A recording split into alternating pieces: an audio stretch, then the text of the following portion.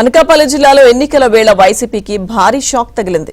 ఎలమంచిలి, పాయకరావుపేట రెండు నియోజకవర్గాల నుంచి పెద్ద సంఖ్యలో వైసీపీ నేతలు, కార్యకర్తలు టీడీపీలో చేరారు.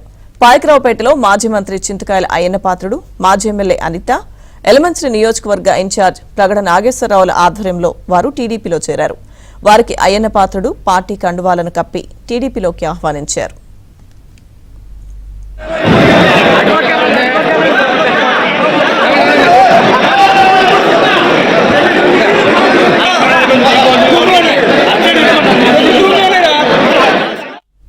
ఈ సందర్భంగా మాజీ మంత్రి అయ్యన్నపాత్రుడు జగన్మోహన్ రెడ్డి పాలన తీరును తీవ్రంగా విమర్శించారు.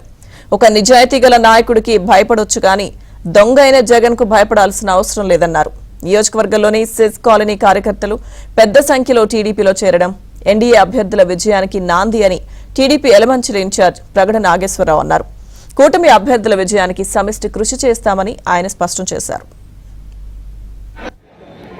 మంచి నిస్వార్థపరుడైన ఆ కాలనీని అన్ని రంగాలు అభివృద్ధి చెందిన ఉద్దేశంతో మంచి పేరు సంపాదించిన మా యువనాయకుడు ఇవాళ వైసీపీకి రాజీనామా చేసి ఇవాళ తెలుగుదేశం పార్టీలో సుమారు 200 కుటుంబాలు ఆయన వెనకాల నా ఓటు బ్యాంక్ సుమారు 3 ఏళ్ళ నుంచి 4 ఏళ్ళ ఓటు బ్యాంక్ చాలా పార్టీలో జాయిన్ అవ్వడం జరిగింది.